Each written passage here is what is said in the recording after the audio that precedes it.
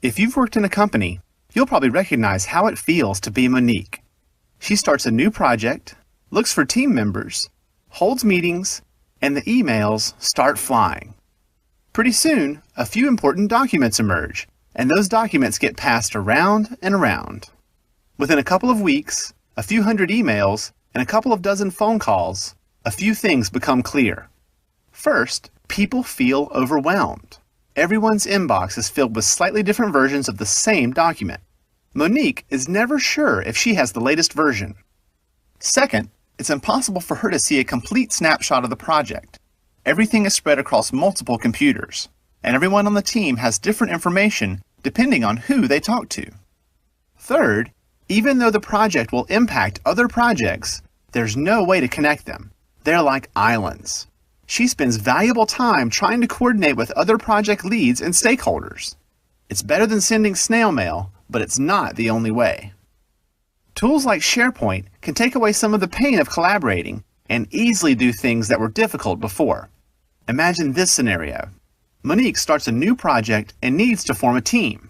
This time, she creates an online home for the project by starting a new SharePoint site. To help fill out the team, Monique identifies potential team members with special skills using search. Within minutes, she finds 2 graphic designers in the company and contacts them about the project. Once the team is formed, Andrea and Dimitri learn that they have more in common thanks to SharePoint blogs. Common interests in things like mountain biking help build relationships that create a solid team foundation. For this project, there's little worry about attachments and version control. SharePoint becomes the source for everything related to the project.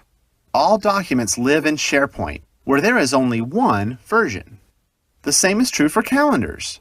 The team's shared calendar means no one has to guess about meeting times or due dates. Monique soon realizes she also needs budget spreadsheets and presentations. Instead of having to reinvent the wheel, she can search SharePoint for documents from other projects that help her get started quickly. The same is true for existing databases and networks within her company. SharePoint plugs into these systems, so Monique and her team can access sales data, inventory numbers, and contact information right from SharePoint. Now she can see that instead of people, documents, and company data being islands in a huge ocean, SharePoint creates a home that not only connects these islands, but allows her company to see the big picture.